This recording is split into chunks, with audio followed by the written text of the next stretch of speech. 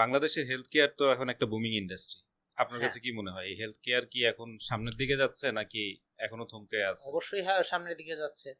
কারণ আগের দিনে যেটা হতো, একটা হসপিটাল কিংবা একজন ডক্টরকে পেতে হলে আমাকে অনেক জায়গায় খুঁজতে হতো একজন ভালো ডক্টরকে পেতে হলে। এখন ওইটা পাওয়া যায় না, ওইটা করা লাগে না। আমি গুগলে সার্চ দিলে আমার শত শত ডাক্তারের লিস্ট চলে আসে।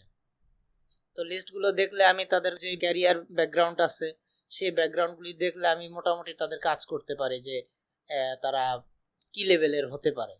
তো আমরা ওইভাবে যেতে পারি। এক, দুই নম্বর হচ্ছে আমাদের এখানে বড় বড় হসপিটাল হচ্ছে এখন, এবং তাদের সুবিধাদি প্লাস হচ্ছে আগের যেই নোংরা পরিবেশ থাকতো এখন এটা নাই। এখন ম্যাক্সিমাম হসপিটালে ওই পরিবেশটা এখন নাই। অনেক হাসপাতালে ঢুকলে মনে হয় যেন শপিং মলে হ্যাঁ, আসছে। শপিং মলে আসছি কিংবা কোনো 5 স্টার হোটেলে Right, আসছি। হ্যাঁ। সেই হোটেলগুলোর যে ভাড়া, আর ব্যাড স্মেলটাও এখন পাওয়া যায় না হ্যাঁ, হাসপাতালে। আগে আগে একটা ফিনাইলের গন্ধ আসতো, সেই ফিনাইলের গন্ধ এখন আর কোথাও নাই। পাবেন না। কিন্তু Right.